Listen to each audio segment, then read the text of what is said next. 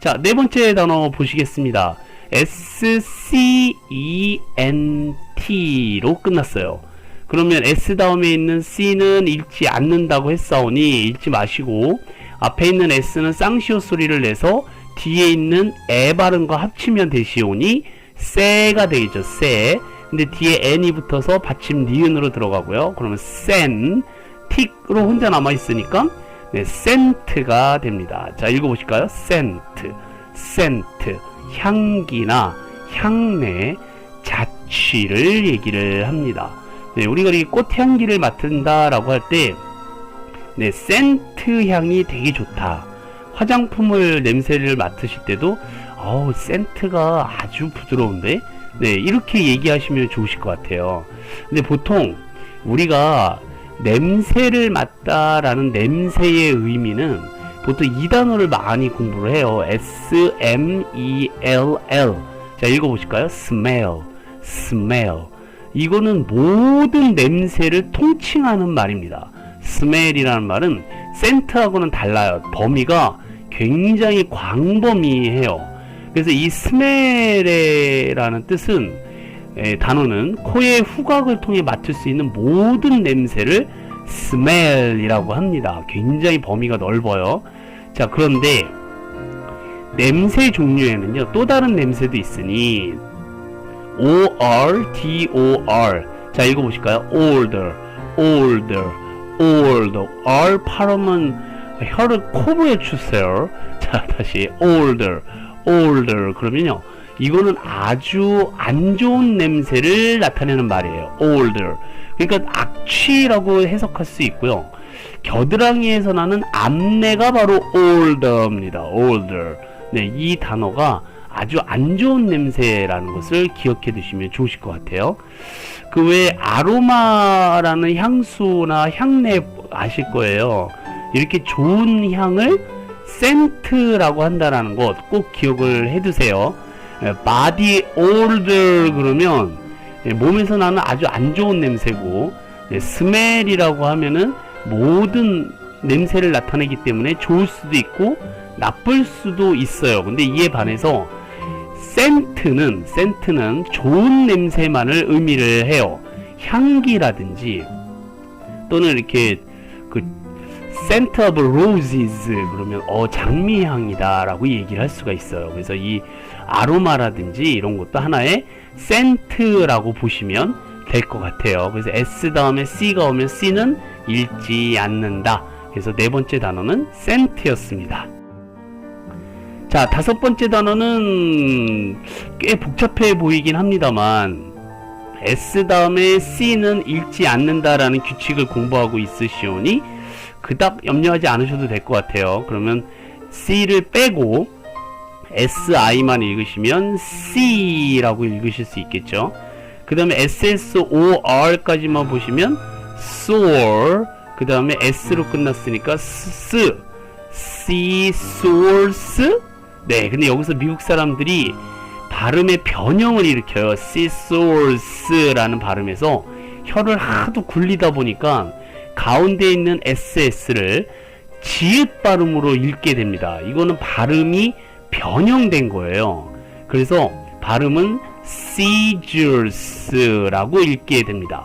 자, 읽어보겠습니다. seizures, seizures. 네, 이게 가위로 자르다, 오리다 라는 뜻입니다. 네, 우리가 알고 있는 보통의 가위를 seizures라고 해요. 다리가 두 개니까 네, 항상 복수 형태인 s를 붙여서 쓴다라는 것 잊어버리시면 안 돼요. seizures. 네, 보통 이 seizures가 꿈에 많이 나타나면 아주 악몽이 되죠, 그렇죠? 가위에 눌렸다. 우리는 이제 seizures에 눌렸다 이렇게 표현하실 수 있으셔도 좋으실 것 같아요. 네, 영어 표현은 뭐 말도 안 되지만 네, 그런 표현은 없어요, 사실. 네, 아주 악몽을 꾸다라는 뜻을 우리나라 사람들은 seizures, 가위에 눌리다라는 표현을 쓰죠. 자, 여기서 한 가지 우리가 단어를 좀 발전시켜 나가게 되면요, 종이를 자르는 용도로만 쓰는 게 아니라 우리가 왜 게임할 때 가위바위보라고 얘기를 하는 단어에서도 seizures를 씁니다. 그랬을 때 우리나라는 가위가 먼저잖아요. 가위바위보인데 영어에서는 이 바위, 보, 가위 이 순서대로 가요.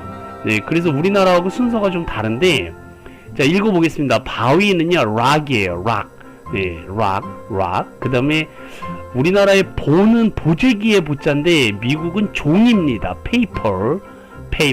그 다음에 가위는 지금 공부하고 계셨던 scissors가 되겠습니다. 그럼 가위바위보로 영어로 해보세요. 그러면 rock, paper, scissors. rock, paper, scissors.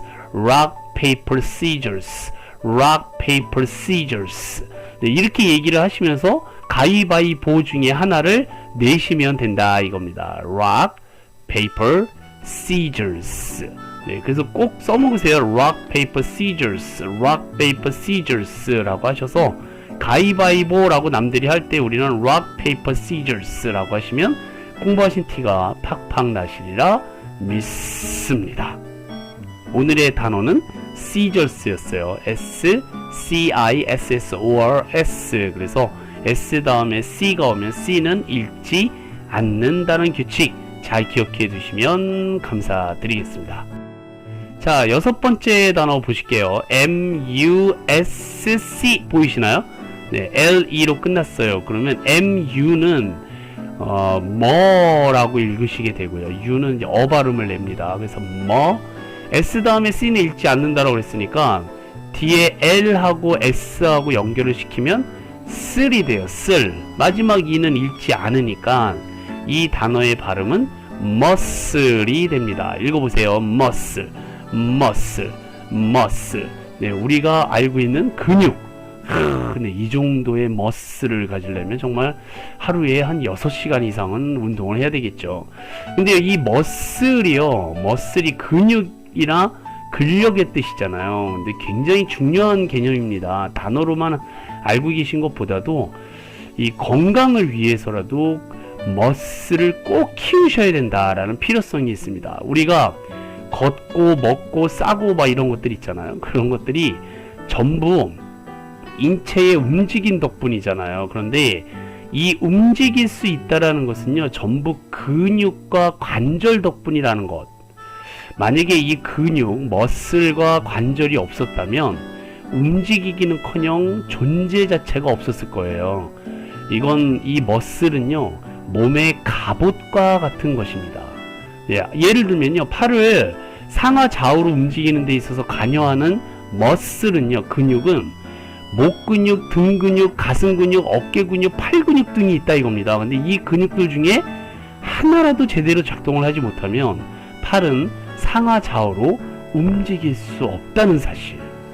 머슬은 신께서 우리에게 주신 축복과 같은, 네, 할렐루야, 네, 나무아미타불.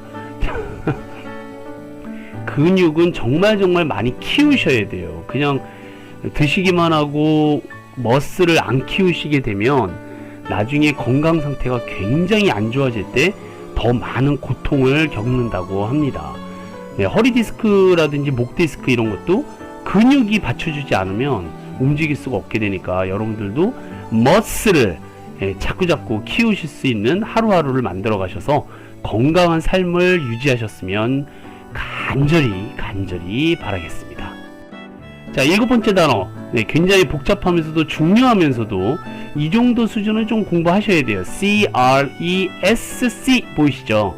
그 다음에 E-N-T로 끝났습니다. 그러면 네, C는 보통 키읔 소리가 나요. 키읔, 크.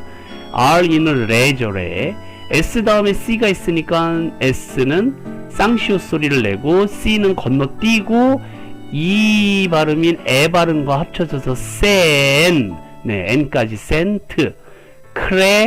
크레센트라고 읽으시면 뜻은 초승달이란 뜻이 됩니다. 자, 읽어볼까요? 크리센트. 네, 이게 바로 초승달이란 뜻이에요. 우리가 이 달을요, 영어로 moon이라고 합니다. 네, 그쵸? 이런 달은 햇빛에 의해서 모양이 변하는 것처럼 보이거든요. 네, 근데 달의 모양은 원래 동그랗게 이렇게 변하지는 않죠. 빛이 달라지는 것 뿐이라는 것, 뭐 다들 아실 거예요. 자, 달을 영어로 moon이라고 한다면 초승달을 우리가 크리센트라고 한다라고 그랬어요. 바로 이거죠. 이렇게 손톱 모양의 얇은 달, 네, 이런 달을 크리센트. 네, 읽어보세요. 크리센트, 크리센트. 네, 그렇다면 반달 모양으로 변할 때 이 달을 하프문이라고 합니다. 하프라는 단어는 우리 저번에 A 다음에 L이 오면 L은 읽지 않는다라는 규칙을 공부하셨던 기억 안 나셔도 괜찮습니다. 네, 그냥 오늘 배우시면 돼요. A 다음에 L이 오면 L은 읽지 않습니다. 그래서 HA가 하고요. F가 푸 발음이라서 하프라고 읽으시면 돼요. 이 하프가 절반, 50%, 2분의 1, 네, 또 30분, 네, 이렇게 절반을 얘기하는 단어가 바로 하프예요. 그러니까 이 달도 절반이 딱 됐을 때 우리는 반달이라고 얘기를 하지 않습니까? 네, 근데 좀 더 유식한 말로 상현달, 하현달 이러기도 해요. 그걸 영어로는 하프문이라고 한다라는 것. 네, 그러니까 여기까지도 거의 하프문인데 이제 보름달로 향해 가게 되면 보름달은